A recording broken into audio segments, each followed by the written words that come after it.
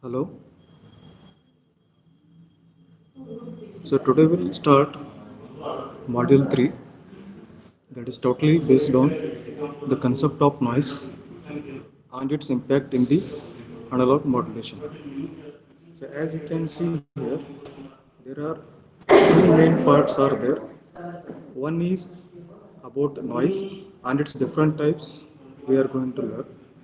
And in the second part, that is very simple, impact of noise we are going to study in case of DSBSC, AM receivers and FM receivers. So means the second part simply consists of impact of noise in case of three types of receivers. Hello, hello, am I audible? Yes, sir.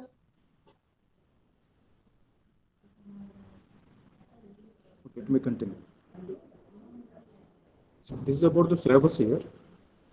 In the second part, we are going to learn, just I will revise here, three main receivers we have to focus here.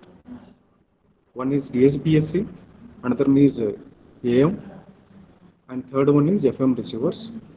In all these three cases, we are going to learn how the noise is going to impact. So today we'll start with a basic definition of noise.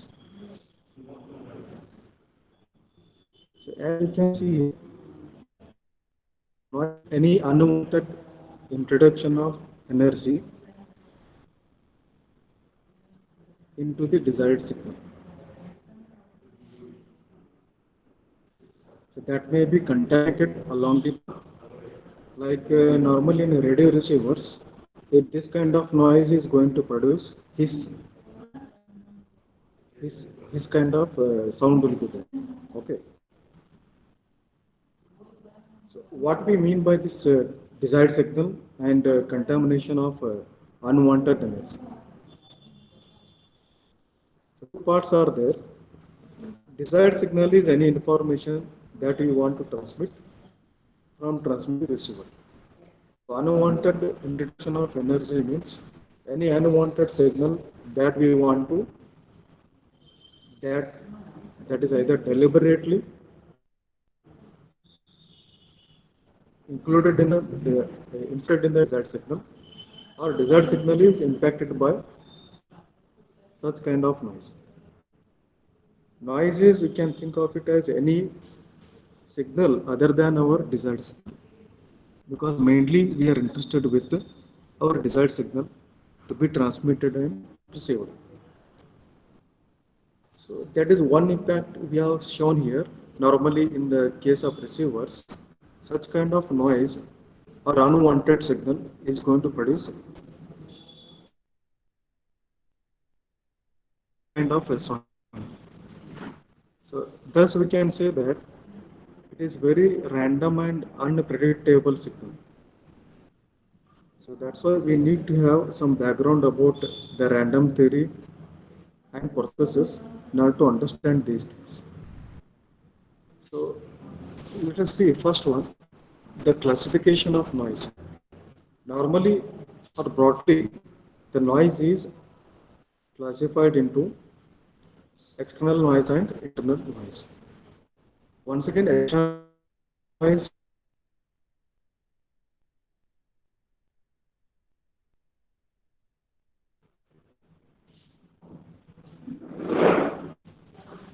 the external noise may be man-made or industrial noise like motors or ignition systems, or it could be a natural one like atmospheric noise, maybe the lightning, or extraterrestrial noise, which may be solar or cosmic.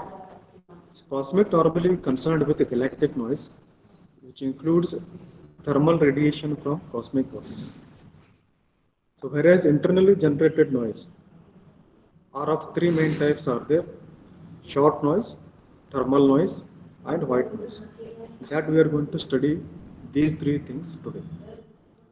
External noise, we can see guys, that can be minimized by controlling the external things or by designing the system, such a system that can remove or minimize such kind of externally generated unwanted signals.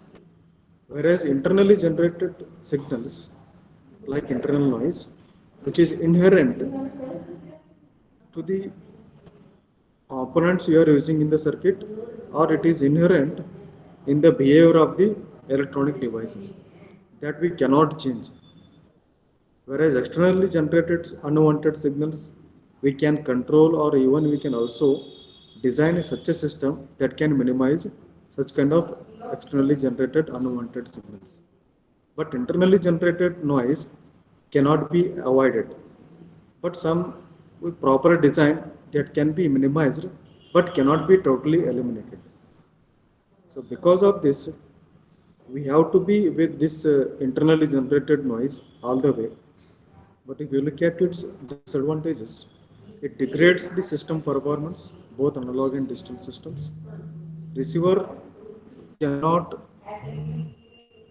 distinguish, differentiate the signal from the noise, or efficiency of communication system reduces. So because looking at these disadvantages or drawbacks of having such kind of internally generated noise, some mechanisms can be introduced so that we can take care of these, minimizing these noises. So let us see in the next one. First type of noise today we are going to learn is a short noise. Normally guys, we are going to get short notes or small explanatory questions on these three types of noises. First of all, we have to see how to define the noise. Noise is an unwanted introduction of energy into the desired signal. So the signal may be contaminated along the path. Path means communication path. So normally we can see guys, whenever the signal is traveling a long distance from transmitter to receiver, it is undergoing or subjected to different kinds of unwanted signals, which may be external or internal. That is actually what we mean by contaminated along the path. And noise is also a random or unpredictable signal because we cannot predict when and how and which kind of signal is mixed with our desired signal, maybe during the transmission or maybe at the receiver itself or maybe at the transmitter itself. So owing to all such kind of factors, now we'll explore into the first type of noise, internal noise, that is a short noise. So we can see here in the slide, he has defined the short noise as it appears in the active devices. Active devices means what? Not components is telling. Components are nothing but inductors and capacitors are the active components. But those are not devices. Active devices means which are actively participating in some kind of processes like rectification, amplification, like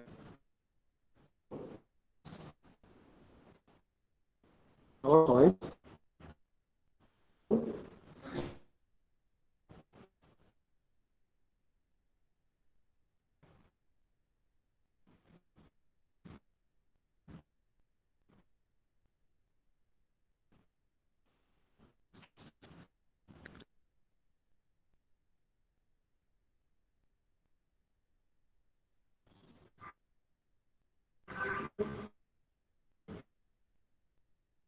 Short noise. Hello, am I able to? No, sir. Hello. Now, am I audible? Is it okay?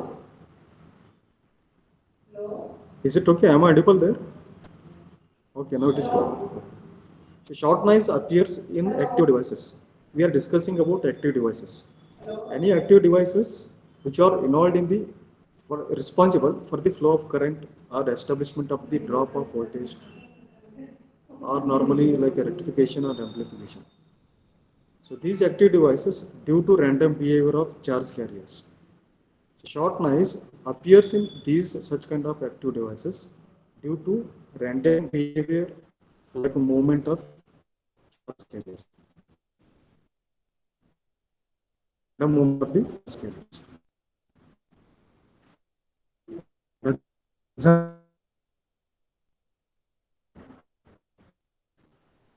Hello?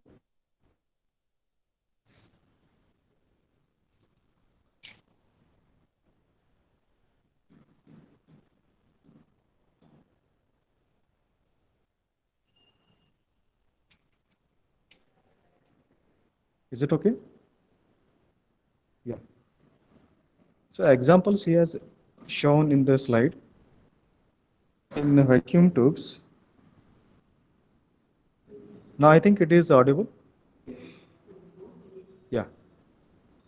In vacuum tubes, short noise is generated due to random flow of electrons from the cathode plate.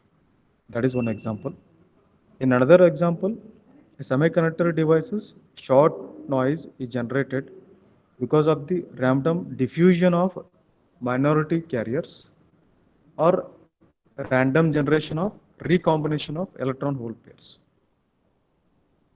So because of such these two aspects, one is a diffusion and another one is a recombination, are mainly responsible for the generation of such kind of short noise.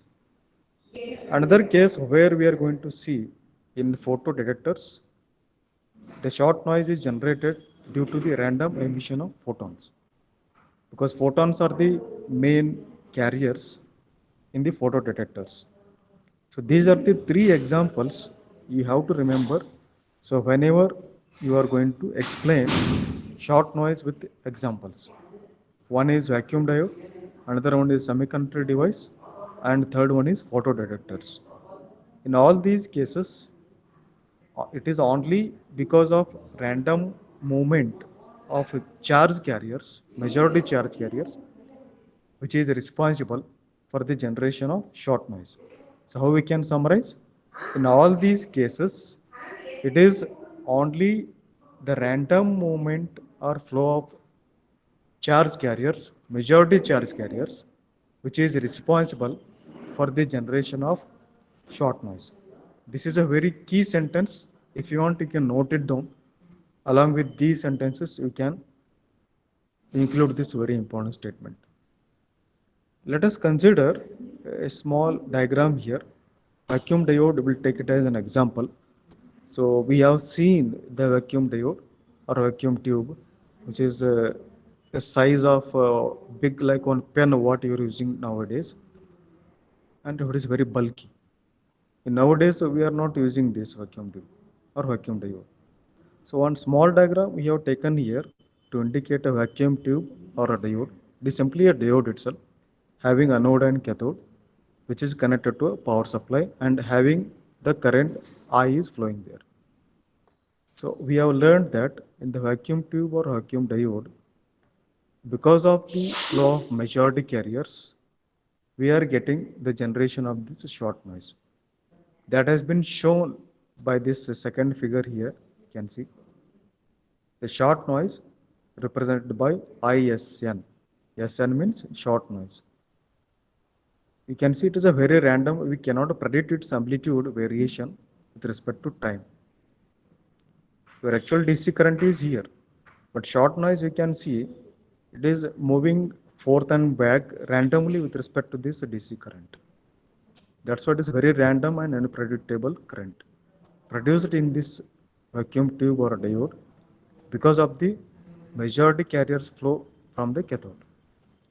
Hence the total current in such kind of vacuum diode is given by this I of t equal to I, that is a DC current, plus ISN of t, that is a short noise current.